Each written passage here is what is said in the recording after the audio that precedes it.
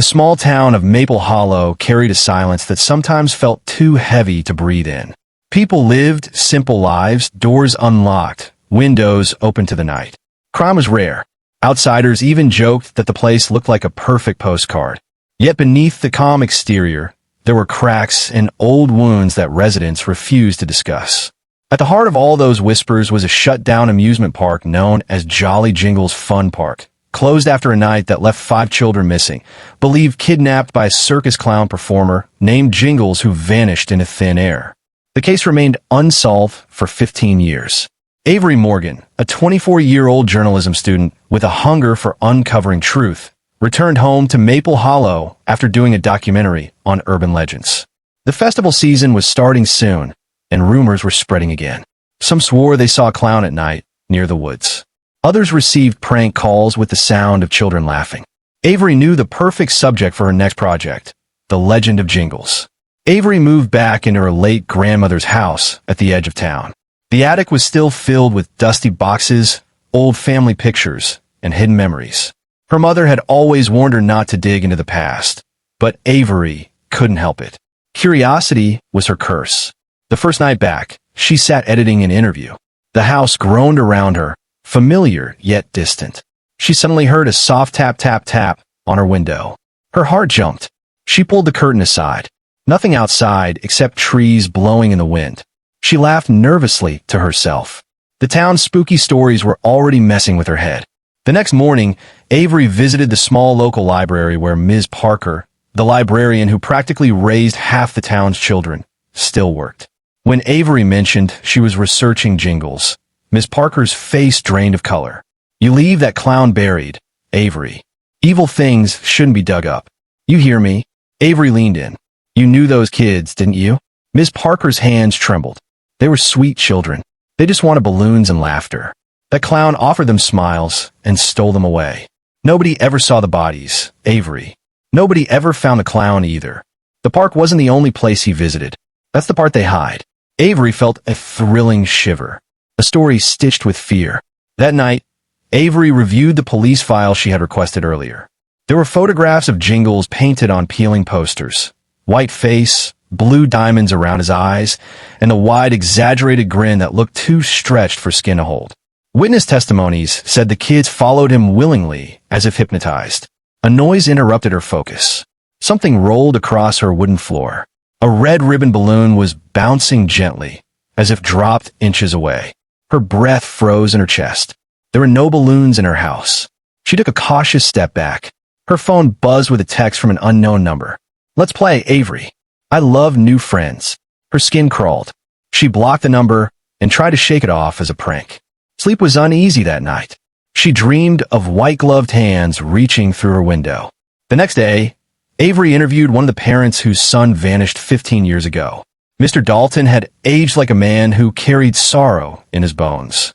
He followed Avery to his living room, where walls were covered in his missing boys' photos. "My son Ben, he was obsessed with clowns," he said quietly, sitting down.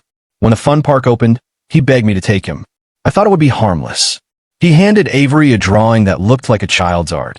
A clown with a long smile, holding balloons, and a scribbled message above his head. "Jingles knows where the fun never ends." "I still hear that damn jingle music at night," Mr. Dalton whispered, "like a broken music box. You know the worst part?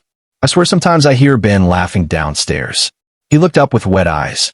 "If you see Jingles run." Avery recorded everything. She thanked him, though a pit formed inside her stomach. These weren't just rumors. These were scars. She returned home just as the sun dipped behind the woods. She felt watched, like eyes followed from the tree line. That night, she found a freshly placed flyer on her porch. One night only, Jingles returns for new smiles. Tonight, midnight, Jolly Jingles Fun Park. Her hand shook. The park was closed, fenced, falling apart. So how were new papers printed? Who put the flyer there? Her phone rang again. Same unknown number. She hesitated, then answered. Static. Then faint circus music. A child giggling. A hoarse whisper. "See you soon, Avery." She slammed the phone down. A sensible person would call police. A sensible person would leave town. Avery wasn't sensible. She grabbed her camera. Jolly Jingles Fun Park was a ruin swallowed by vines and shadows. The entrance gate hung broken, squealing with each breeze.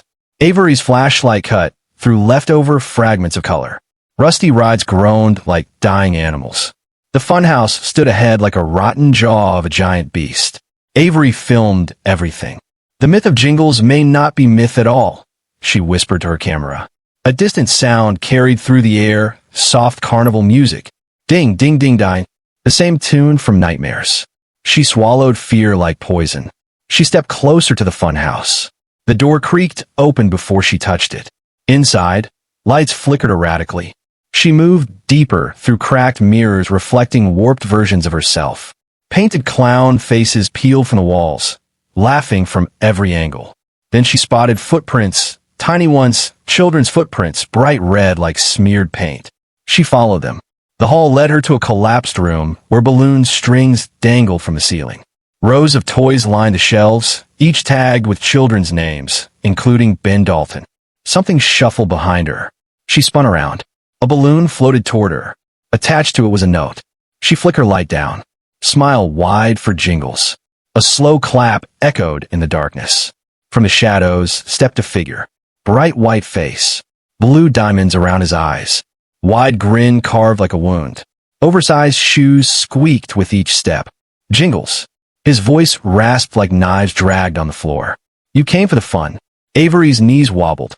You're dead. They said you disappeared. He tilted his head unnaturally far. I was just hiding, waiting for the laughter to come back. Avery backed up. Where are the kids you took? Jingles giggled. A sound too wrong for a throat to produce. Kids don't stay kids forever. They grow hungry, eager. They help me now. New actors in my show. Soft footsteps behind her. Avery turned and gasped. Children stood there. 5 of them. Pale, hollow-eyed smiles stitched impossibly wide. Their heads twitched in broken angles. Mr. Dalton's son stood among them. Her scream rose, but Jingles snapped his fingers. The children surged forward like puppets controlled by invisible strings.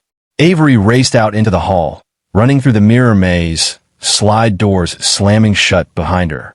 She reached an emergency exit and burst outside, gulping the cold night air. The park lights suddenly flicked on all at once. Music blared. The merry-go-round spun wildly. Metal scrape echoed as the roller coaster roared to life with no riders. Avery sprinted toward the entrance, but the gate slammed closed. A tall figure in striped costume popped up, head tilting side to side. Jingles again. Or was he? He moved faster than a blink, reappearing in front of her. Clowns started emerging everywhere, identical laughing faces. Balloons rising behind them. She realized with horror. They were the missing kids too, transformed into clowns. Avery recorded everything, even while stumbling back. A child clown crawled toward her, whispering through wide teeth, "Stay for the show." Jingles' hand clamped on her shoulder. His painted grin was inches from her. The audience needs one more smile, Avery. She kicked backward, breaking free, sprinting toward the woods. Branches slapped her face. She didn't stop, didn't breathe. Behind her, the laughter chased. She stumbled, fell into a ditch, hitting her head. The world turned black. Avery woke in her bed to daylight. Her camera lay beside her with dried mud on the lens. Her phone buzzed with missed calls. She was alive. Had been a nightmare? She rushed to the police with her footage. They viewed the video. It showed nothing. No lights. No clowns. Just Avery screaming into an empty park. Officers exchanged puzzled looks. Avery insisted she wasn't hallucinating. She demanded they investigate. They finally agreed to check the park that night. Avery waited outside in her car. Officers walked inside cautiously.